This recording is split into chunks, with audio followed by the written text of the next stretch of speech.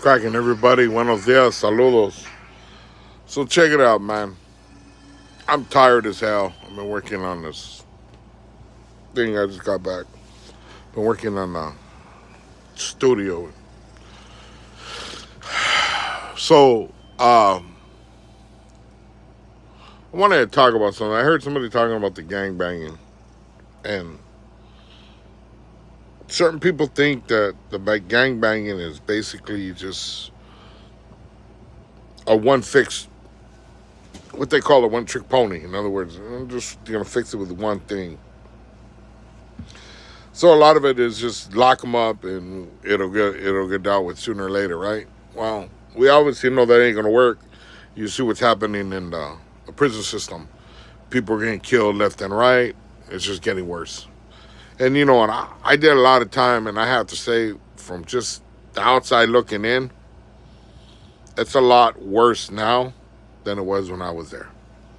There was murders, yes, before, but not on the amount you have now.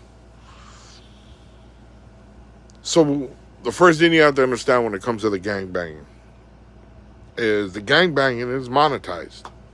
It's money. The district attorneys have hardcore gang prosecutors. They get paid extra money to take those classes and get those little certificates saying that they're officially an expert in gangs, right? So this happened in my city, in Burbank, and let's be honest, I was actually the first hardcore gang, first person to get a hardcore gang prosecutor in the city of Burbank. Even though there had been murders before and gangbanging before, I was the first one. So these prosecutors fly up and down the state, and they handpick who they want to persecute, right?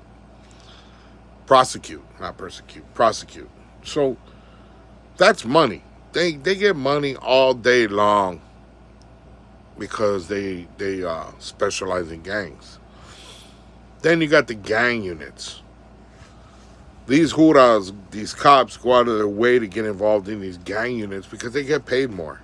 They have more hours. They go to classes. They get all the little extra incentives just to be a gang expert. Go to courts and stuff. They get paid to go.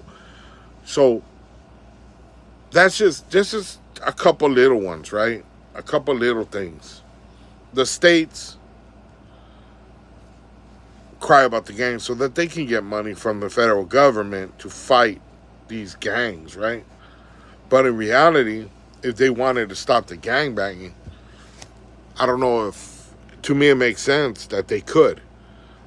Because back in the day when 9/11 had happened or something, right after that, there was two guys that came from one of those Arab nations that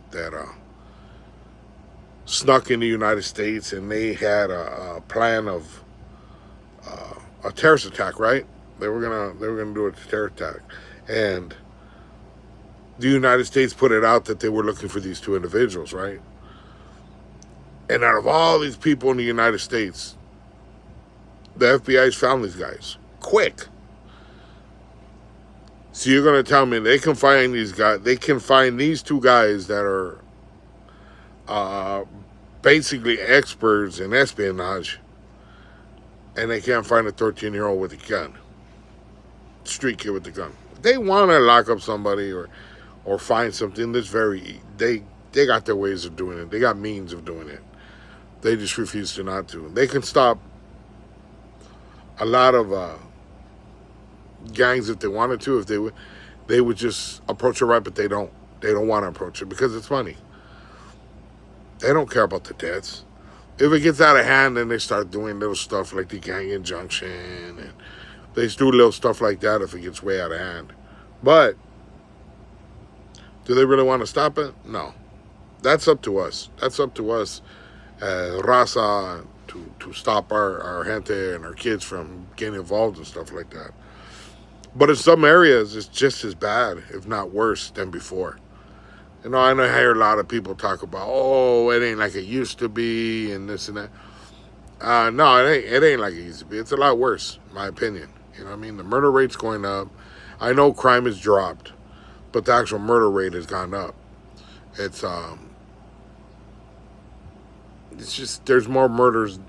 I don't want to get into that, but let's just say they have the means, they have the opportunity to stop the gangbanging, to stop things from happening. They don't do it. Um, if they wanted to, I know they were talking about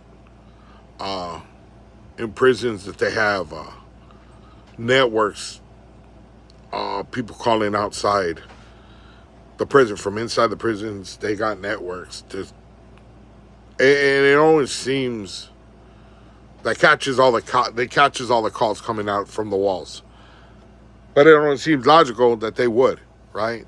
No matter which apps you use, what you do, if you're making a call from in prison and it's not authorized, I'm sure these guys have that information and they probably use it to some certain extent. But to stop the gangs, nah, they don't want to do that. Just so you know, have a blessed one.